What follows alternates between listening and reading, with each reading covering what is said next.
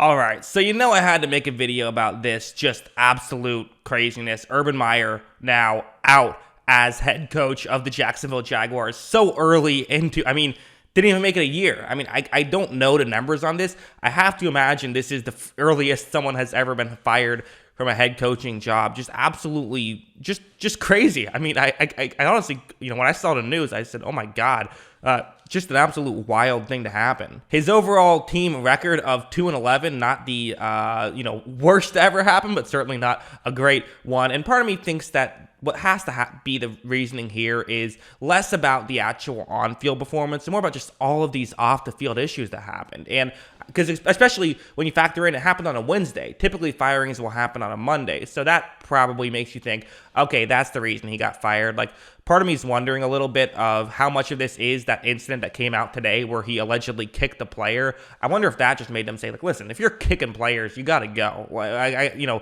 That's, if you missed it, apparently he kicked Josh Lambo, the kicker at the time, because he wasn't making his kicks, which, like, listen, for one thing, you can't be kicking players. What if you injured someone? And also, it's just a horrible thing to do. It just makes you like a bad person if you go around doing that. And when you factor on the other stuff, the idea that, I almost made a video about all of the scandals that have happened this season. The idea that he was going around asking assistants to defend their resumes and, saying that they're losers and he's a winner. Well, who's the loser now, Urban Meyer? I think that's what a lot of those assistant coaches are saying. Quite frankly, I love the move. I'm just going to say that. I like the move. I think get rid of him. Get him out of here. I don't know. I don't get how you can sit here and defend this.